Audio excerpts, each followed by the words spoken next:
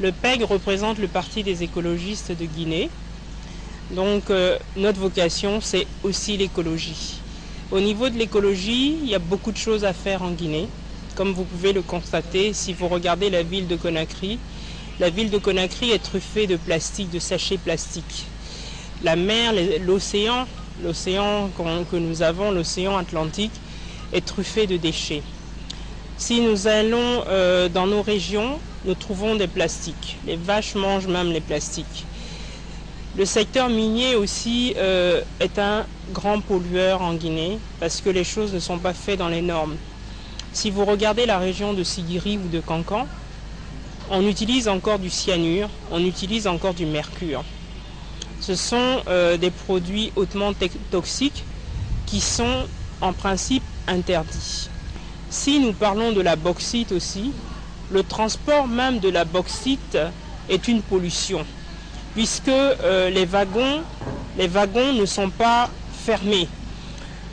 Chaque fois qu'on transporte de la bauxite dans ce pays, chaque fois on attaque les poumons des citoyens qui se trouvent le long des voies ferrées.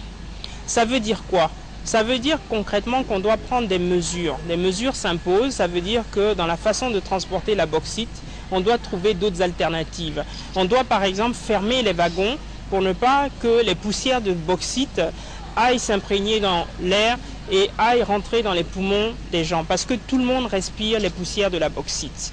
Ensuite, nous devons parler du traitement des boues de la bauxite. Aujourd'hui, en Guinée, je ne sais pas comment cette question est gérée. Au Canada, puisque nous avons des grands groupes comme CBG. CBG est une filiale de Alcoa Alcan. Au Canada, ils ont trouvé une solution pour traiter les boues de la bauxite. Et c'est Veolia aujourd'hui qui est précurseur, qui a mis en place un système de traitement des boues de la bauxite. Donc il faudra que la Guinée aussi y arrive, parce qu'on ne peut pas laisser les boues de la bauxite aller polluer nos sols, aller polluer nos eaux. Si les sols sont pollués, ça veut dire qu'aujourd'hui, on se targue de dire que l'agriculture